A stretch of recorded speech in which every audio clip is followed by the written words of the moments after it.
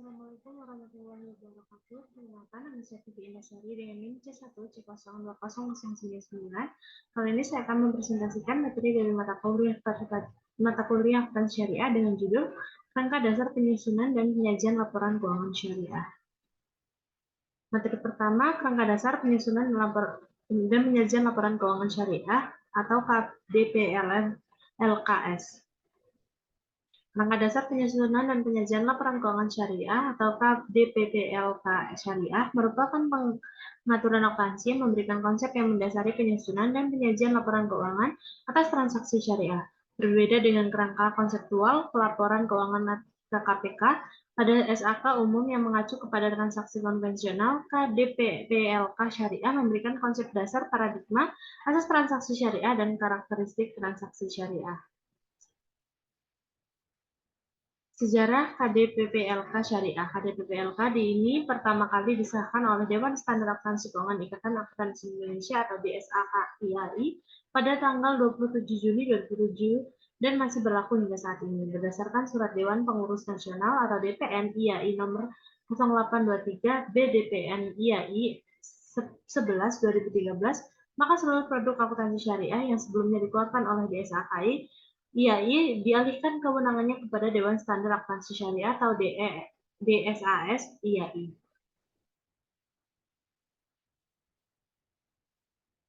Asas transaksi syariah. Berdasarkan KDPPLK Syariah, transaksi syariah berdasarkan pada prinsip yang pertama ukhuwah atau persaudaraan. Esensinya merupakan nilai universal yang menata interaksi sosial dan harmonisasi kepentingan para pihak untuk kemanfaatan secara umum dengan semangat saling tolong-menolong.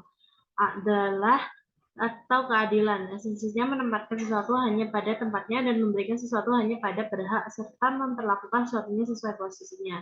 Maslahah atau keselamatan, esensinya merupakan segala bentuk kebaikan dan manfaat yang berdimensi dunia dan ukhrawi, material dan spiritual, serta individual dan kolektif.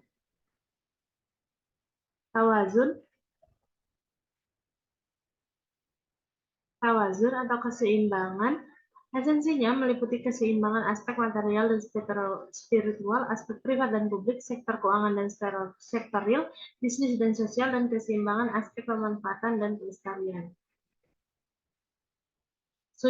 Syumuliyah atau universalisme, esensinya dapat dilakukan oleh dengan dan untuk semua pihak yang berkepentingan atau stakeholder tanpa membedakan suku, agama, ras, dan golongan, sesuai dengan semangat kerahmatan semesta atau rahmatan lil alamin.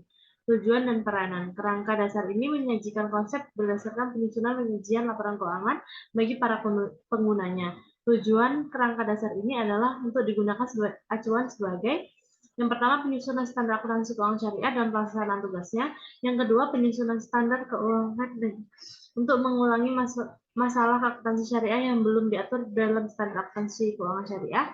Yang ketiga, auditor dalam memberikan pendapat mengenai apakah laporan keuangan sesuai dengan prinsip akuntansi syariah yang berlaku umum. Dan yang keempat, para pemakai laporan keuangan dalam menafsirkan informasi yang disajikan dalam laporan keuangan yang disusun sesuai dengan standar akuntansi keuangan syariah, meliputi investor, pemilik dana corp, pemilik dana syarik corporate, pemilik dana titipan, pembayar dan penerima ZIS dan wakaf, pengawas syariah, karyawan pemasok, pelanggan, pemerintah, dan masyarakat. Bentuk laporan keuangan ada 5. Yang pertama itu posisi keuangan entitas syariah dalam neraca. Yang kedua, informasi kinerja entitas syariah dalam laporan laba rugi. Yang ketiga, informasi perubahan posisi keuangan entitas syariah. Yang keempat, informasi lain. Dan yang kelima, catatan dan schedule tambahan. Asumsi dasar.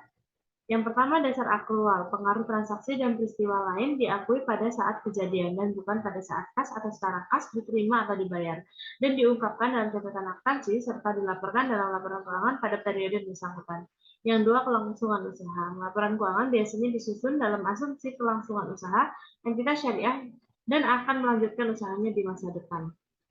Unsur-unsur laporan keuangan. Sesuai karakteristik, maka laporan keuangan entitas syariah antara lain meliputi yang pertama komponen laporan keuangan yang mencerminkan kegiatan komersial, yang kedua laporan posisi keuangan, yang ketiga laporan laba rugi, yang keempat laporan arus kas, yang kelima laporan perubahan ekuitas, yang keenam komponen laporan keuangan yang mencerminkan kegiatan sosial, yang ketujuh laporan sumber dan penggunaan dana zakat, yang kedelapan laporan sumber dan penggunaan data kebajikan, dan yang terakhir komponen laporan keuangan lainnya yang mencerminkan kegiatan dan tanggung jawab khusus entitas syariah tersebut. Bagian kedua, konsep dasar akuntansi menurut ILV dan pemikir Islam. Tujuan akuntansi keuangan dan laporan keuangan. Kerangka dasar akuntansi didasari begitu sangat penting.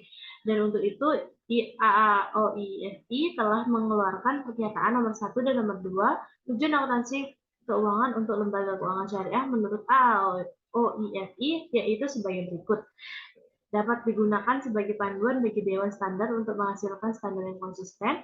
Tujuan akan membantu bank dan lembaga keuangan syariah untuk memilih berbagai alternatif metode akuntansi pada saat standar akuntansi belum mengatur. Tujuan akan membantu untuk memandu manajemen dalam membuat pertimbangan atau judgement pada saat akan menyusun laporan keuangan. Tujuan jika diungkapkan dengan baik akan meningkatkan kepercayaan penggunaan serta meningkatkan pemahaman informasi akuntansi sehingga akhirnya akan meningkatkan kepercayaan atas lembaga keuangan syariah. Yang terakhir, penerapan tujuan yang mendukung penyesuaian standar akuntansi yang konsisten.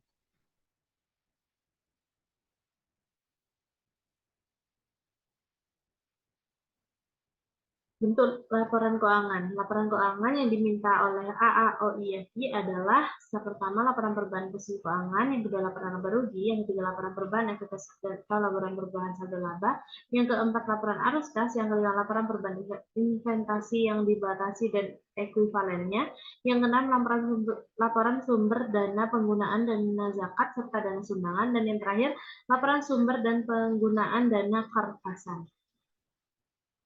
Syarat kualitatif laporan keuangan menurut AAOIFI. Yang pertama, relevan. Syarat ini berhubungan dengan proses pengambilan keputusan sebagai alasan utama disusunnya laporan keuangan. Yang kedua, dapat diandalkan. Syarat ini berhubungan dengan keandalan informasi yang dihasilkan. Yang ketiga, dapat dibandingkan. Informasi keuangan dapat dibandingkan antara lembaga keuangan syariah lainnya di antara dua periode akuntansi yang berbeda bagi lembaga keuangan yang sama. Konsisten, metode yang akan digunakan untuk perhitungan dan pengungkapan akuntansi sama untuk dua periode penyajian laporan keuangan. Dan yang terakhir dapat dimengerti. Informasi yang disajikan dapat dimengerti dengan mudah bagi rata-rata pengguna laporan keuangan. Sekian presentasi dari saya. Jika ada kurang yang salah, saya mohon maaf. Wassalamualaikum warahmatullahi wabarakatuh.